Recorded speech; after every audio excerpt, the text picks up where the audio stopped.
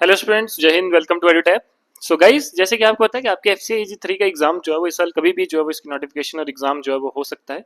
आप किसी एग्जाम की प्रिपरेशन के लिए जो है वो हमने यानी कि एडुटैप ने आपके लिए सीरीज स्टार्ट करी थी, जिसमें हमने ऑलरेडी जो है वो बहुत सी चीजें जो है वो डिस्कस कर ली और आपको हर रोज जो है वो अलग अलग सब्जेक्ट्स के रिगार्डिंग अलग अलग टॉपिक के ऊपर हम इंपॉर्टेंट एमसीक्यूज को जो है वो डिस्कस करते हैं, जो कि आपके एग्जाम के लिए बहुत ज्यादा इंपॉर्टेंट है। इन एमसीक्यूज की मदद से आपको ये आइडिया हो जाता है कि आपके एग्जाम में क्वेश्चन किस तरह से आएगा, और दूसरी चीज आपको जो सिलेबस वाला पार्ट है वो भी आपका जो है वो कंप्लीट हो जाता है।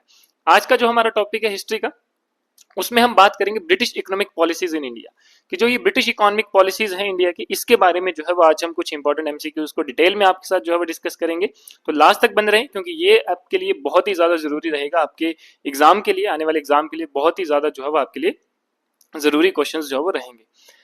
तो गाइज, अगर आप चाहते हैं कि आपका कोई भी सेशन ये मिस ना हो, तो आप हमारा जो है वो चैनल जो है वो सब्सक्राइब कर सकते हैं, और हमारा टेलीग्राम चैनल भी जो है वो आप ज्वाइन कर सकते हैं। बाकी ज्यादा क्वेरी के लिए आप गिवन नंबर पर भी कॉल कर सकते हैं। बाकी जो स्टूडेंट्स आज पहली बार जो है वो हमारे साथ जुड़ रहे हैं, मैं उनको बता देना चाहता हूँ कि ये हमारी फ्री यूट्यूब सीरीज है, जिसमें हम मंडे टू फ्राइडे हर रोज दोपहर 2 बजे जो है वो आपके साथ अलग अलग टीचर, अलग अलग फैकल्टी जो है अलग अलग सब्जेक्ट्स के ऊपर अलग अलग इंपॉर्टेंट क्वेश्चन जो है वो आपके साथ डिस्कस करती है, जो कि आपके एग्जाम के लिए बहुत ही ज्यादा इंपॉर्टेंट रहते हैं। चलिए चलते हैं आज के हम फर्स्ट क्वेश्चन की तरफ। आज का पहला क्वेश्चन है, which land revenue system was introduced by Lord Cornwallis in 1793। कि कौन सा ऐसा लैंड रेवेन्यू सिस्टम है जो कि इंट्रोड्यूस किया गया था लॉर्ड कॉर्नवालिस के द्वारा 1793 में। तो आपके पास ऑप्शन है मालवाड़ी सिस्टम, बी है रेवतवाड़ी सिस्टम, सी है जमींदारी सिस्टम, डी है इक्ता सिस्टम, और ई है जागीरदारी सिस्टम। तो ये 5 जो है वो आपके पास ऑप्शन गिवन है। तो ये आपने बताना है कि कौन सा जो है वो आपका बिल्कुल सही है। सही ऑप्शन की अगर हम बात करें तो वो है ऑप्शन सी, यानी कि जमींदारी सिस्टम।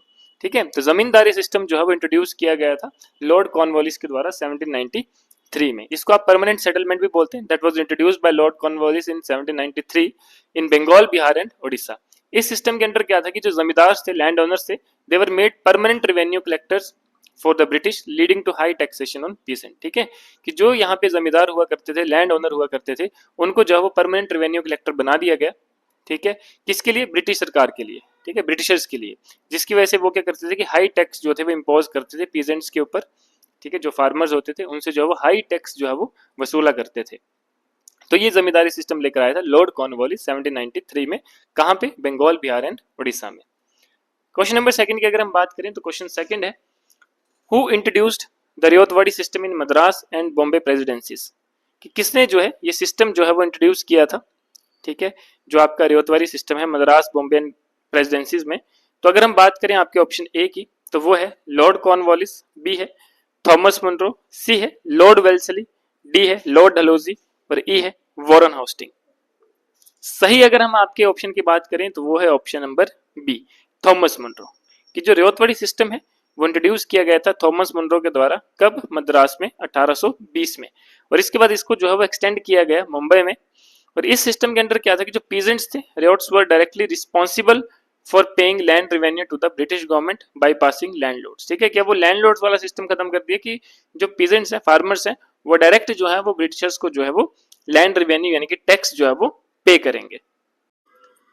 चलते हैं हम अपने थर्ड क्वेश्चन की तरफ।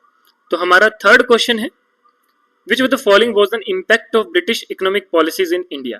कि कौन सा जो है वो आपका इंपैक्ट है ब्रिटिश इकोनॉमिक पॉलिसीज का भारत के ऊपर, जो इंपैक्ट पड़े उसके बारे में जो है वो आपने बताना है। फर्स्ट अगर हम बात करें तो ए है आपका growth of indigenous industries, b है decline of traditional handicrafts, c है increase in agrarian prosperity, d है decrease in taxation level, e है स्ट्रेंथनिंग ऑफ इंडियन मर्चेंट। तो ये 5 आपके पास गिवन है। सही ऑप्शन की अगर हम बात करें तो सही ऑप्शन है ऑप्शन नंबर बी, यानी कि decline of traditional handicrafts.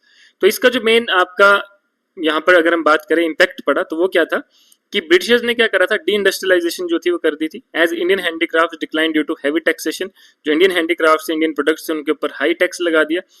British machine made goods and the destruction of local markets, इसकी वजह से क्या है, लोकल मार्केट जो है वो आपका पूरी तरह से खत्म हो गया। And this forced many artisan into agriculture, increasing poverty. की फिर उनको जो है वो एग्रीकल्चर की साइड जाना पड़ा। ठीक है, जिसकी वजह से जो है वो आपकी पॉवर्टी जो है वो ज्यादा आपकी रह गई। तो इसका मतलब जो आपका बी है, ठीक है, कि डिक्लाइन ऑफ ट्रेडिशनल हैंडीक्राफ्ट्स। ठीक है, तो ये क्यों हुआ? क्योंकि वहां पे उन लोगों से इतना टैक्स लिया जाता था कि वो खुद ब खुद ही जो है वो खत्म हो गए। उन्होंने खुद ब खुद ही जो है वो ये आपका सारा सिस्टम जो है वो छोड़ दिया था। बात करते हैं क्वेश्चन नंबर 4 की। क्वेश्चन फोर्थ की अगर हम बात करें तो क्वेश्चन फोर्थ है आपका कि which land revenue system allowed village communities to pay taxes collectively, कि कौन सा जो है वो ऐसा लैंड रेवेन्यू सिस्टम है जो कि ये अलाउ करता है विलेज कम्युनिटीज को टू पे टैक्सेस कलेक्टिवली। तो अगर ए ऑप्शन की बात करें तो वो है रेवतवाड़ी सिस्टम, बी है मालवाड़ी सिस्टम, सी है जमींदारी सिस्टम, डी है मनसबदारी सिस्टम और ई है सब्सिडरी अलायंस। तो ये 5 आपके पास ऑप्शन गिवन है। तो सही ऑप्शन की अगर हम बात करें तो वो है आपका ऑप्शन नंबर बी, यानी कि मालवाड़ी सिस्टम, कि ऐसा लैंड रेवेन्यू सिस्टम है ये जो कि अलाउ करता है विलेज कम्युनिटीज को कि वो जो है वो टैक्सेस को जो है वो कलेक्टिवली पे करें। ठीक है, तो मालवाड़ी सिस्टम जो है वो किसने इंट्रोड्यूस किया था, ये करा था होल्ट मैकेनिजी ने 1822 में, और लेटर जो है वो इंप्लीमेंट करा था ये लॉर्ड विलियम बेंटिक ने 1833 में, and was applied in north west India और पंजाब। और इस सिस्टम में क्या था कि तो विलेज होते हैं यानी कि महल होते हैं, that was collectively responsible for paying land revenue. ठीक है, वो सभी जो है वो रिस्पॉन्सिबल हैं उस लैंड रेवेन्यू को यानी कि जो टैक्स जो है वो पे करने के लिए। बात करते हैं क्वेश्चन नंबर 5 की। क्वेश्चन 5 है what was the main purpose of the Indigo revolt, कि कौन सा जो है वो आपका मेन पर्पस है इंडिगो रिवोल्ट का 1859 और 60 के बीच में जो हुई थी।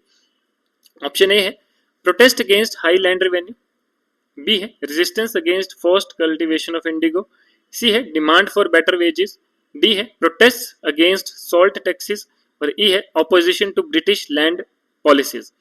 ठीक है, तो ये जो है वो आपके 5 ऑप्शन है। अगर हम बात करें इंडिगो रिवोल्ट का मेन पर्पस तो वो है आपका ऑप्शन नंबर बी, यानी कि resistance against forced cultivation of Indigo. तो इंडिगो रिवोल्ट हुई थी बंगाल में, जो कि किसने लीड करी थी, लेड बाय पीजेंट्स फार्मर्स ने अगेंस्ट यूरोपियन प्लांटर्स, जो कि उनको फोर्स करते थे इंडिगो उगाने के लिए। ठीक है, without fair payment, without any fair payment. ठीक है, and it was one of the first major peasant uprising against British policy. और हम इंडिगो रिवोल्ट को जो है एक इस तरह से भी कहते हैं कि ये एक ऐसा मेजर मतलब फार्मर प्रोटेस्ट था जो कि पहली बार इतना बड़े लेवल पर हुआ था। तो वो थी आपकी इंडिगो रिवोल्ट। ठीक है, क्यों हुई थी, अगेंस्ट यूरोपियन प्लांटर्स के अगेंस्ट हुई थी, जो कि उनको फोर्स करते थे कि इंडिगो को जो है वो आप ग्रो करिए, उगाइए इंस्टेड ऑफ फूड क्रॉप्स, और उसका उगाने के बाद भी जो है वो उसको फेयर पेमेंट नहीं मिलती थी। बात करते हैं क्वेश्चन नंबर 6 की। क्वेश्चन 6 है the British introduce the opium trade in India mainly to, कि जो ब्रिटिश है ठीक है उन्होंने जो है वो ओपियम ट्रेड इंडिया में इंट्रोड्यूस किया था, किस लिए किया था। ऑप्शन ए है increase Indian farmers profits, B है meet the demand of Indian consumers, C है balance their trade with China, D है प्रिवेंट फेमाइंस इन इंडिया और ई है strengthen Indian trade with Europe. तो ओपियम ट्रेड जो introduce किया था Britishers ने वो इसलिए किया था ताकि वो बैलेंस बनाकर रखे चाइना के साथ। ठीक है, कि वो जो है अपने ट्रेड में जो है वो उनका बैलेंस बना रहे चाइना के साथ। तो ब्रिटिश ने क्या करा था, they sold Indian opium to China to correct their trade imbalance that is caused by importing Chinese silk, tea and porcelain. ठीक है, और ये क्या है, this led to the opium wars. इसकी वजह से ओपियम वॉर्स भी हुई थी ब्रिटेन और चाइना के बीच में। कब हुई थी, 1839 टू 42 के बीच में और 56 टू 60 के बीच में। तो ये कई बार जो है वो ओपियम वॉर्स के रिगार्डिंग भी आपका क्वेश्चन जो है वो पूछा जाता है। ठीक है, बात करते हैं क्वेश्चन नंबर 7 की। क्वेश्चन 7 की अगर हम बात करें तो who among the following criticised British land revenue policies in his book economic history of India. अगर हम बात करें कि कौन सा जो है वो इसमें से क्रिटिसाइज करता है ब्रिटिश लैंड रेवेन्यू पॉलिसीज को in his book economic history of India. ठीक है, तो किसने जो है वो ये बुक में जो है वो इसका जिक्र किया है। ठीक है, और ये किसकी किताब है, तो ऑप्शन ए है दादा भाई नौरोजी, बी है आरसी दत्त, सी है महादेव गोविंद रानडे और डी है गोपाल कृष्ण गोखले और ई है बी आर अम्बेडकर। तो इकोनॉमिक हिस्ट्री ऑफ इंडिया जो है वो है ऑप्शन बी, यानी कि आरसी दत्त। तो आरसी दत्त ने अपनी book Indian history of economic history of India में क्रिटिसाइज किया है ब्रिटिश के जो लैंड रेवेन्यू पॉलिसीज हैं। उन्होंने ये बताया कि they led to famines, rural poverty and destruction of Indian agriculture, कि इन लैंड रेवेन्यू पॉलिसीज की वजह से जो है वो ये सारी चीजें जो है वो आपकी हुई थी इंडिया में।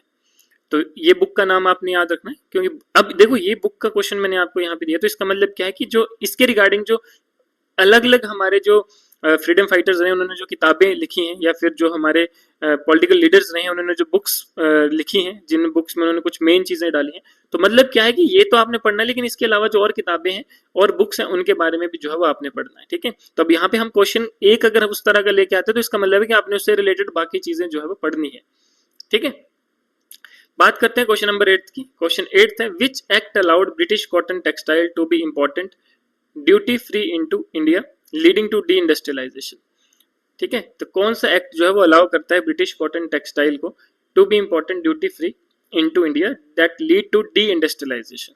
तो ए है चार्टर एक्ट ऑफ 1833, बी है रेगुलेटिंग एक्ट ऑफ 1773, सी है government of India act 1858, d है इंडियन काउंसिल्स एक्ट 1861, ई है पिट्स इंडिया एक्ट 1784। तो ये 5 जो है वो आपके पास ऑप्शन गिवन है। सही ऑप्शन की अगर हम बात करें तो वो है ऑप्शन ए, यानी कि चार्टर एक्ट ऑफ 1833। ठीक है, तो ये जो चीजें हैं जो ब्रिटिशर्स ने अलाउ किया, ठीक है, जो कि एक्ट जो है वो ब्रिटिशर्स को ये अलाउ करता है कि कॉटन टेक्सटाइल जो है वो इंपोर्ट किया जाएगा ड्यूटी फ्री इंडिया में, जिसकी वजह से डी इंडस्ट्रियलाइजेशन जो है वो आपकी होती है। तो वो आपका हुआ था चार्टर एक्ट ऑफ 1813 में। क्लियर, चलिए आगे चलते हैं क्वेश्चन नंबर 9 में। क्वेश्चन 9 है, which of the following was a direct result of British economic policy in India, कि कौन सा जो है वो इनमें से डायरेक्ट रिजल्ट है ब्रिटिश इकोनॉमिक पॉलिसी जो इंडिया में लागू हुई थी। ऑप्शन ए है increase in self sufficiency of Indian villages, B है growth of local banking and credit institutions, C है destruction of India's indigenous textile industry, D है reduction in land revenue collection, और E है strengthening of the Indian agrarian economy. तो अगर हम बात करें डायरेक्ट रिजल्ट की जो ब्रिटिश इकोनॉमिक पॉलिसीज का हुआ भारत में, वो है ऑप्शन सी, यानी कि destruction of India's indigenous textile industry. ठीक है, तो सी ऑप्शन जो है वो आपका बिल्कुल करेक्ट है। जो ब्रिटिश फ्लडेड इंडियन मार्केट्स है with cheap machine made textiles, heavily taxing Indian handloom product. ठीक है, और इसके रिजल्ट में क्या हुआ कि million of Indian weavers and artisan lost their livelihood, जिसकी वजह से क्या हो गया, India's once thriving textile industry, यानी कि डिक्लिनेशन हो गया किसका, जो भारत की टेक्सटाइल इंडस्ट्री थी उसका। क्लियर, तो गाइज ये थे हमारे कुछ इंपॉर्टेंट क्वेश्चंस जो हमने इस पर्टिकुलर टॉपिक के रिगार्डिंग हमने पढ़े, और ये बहुत इंपॉर्टेंट है। अगर यहाँ से आपका क्वेश्चन आता है इस टॉपिक से, तो इन क्वेश्चंस में से जो है वो आपका कोई ना कोई क्वेश्चन जो है वो रिपीट हो सकता है। तो आज के लिए इतना ही। आप चाहते हैं कोई भी आपका सेशन मिस ना हो तो आप हमारा चैनल सब्सक्राइब करें, आप हमारे साथ टेलीग्राम पे जुड़ सकते हैं, गिवन नंबर पर जो है वो आप हमें कॉल कर सकते हैं। बाकी ज्यादा जानकारी के लिए जो है वो आप नीचे दिए गए ईमेल आईडी पर भी जो है वो मेल कर सकते हैं। हमारी वेबसाइट को सर्च करके आप गिवन नंबर पर कॉल करके अपनी कोई भी क्वेरी जो है वो रिजॉल्व करवा सकते हैं। तो आज के लिए नहीं, मिलते हैं नेक्स्ट सेशन में, तब तक के लिए धन्यवाद, जय हिंद।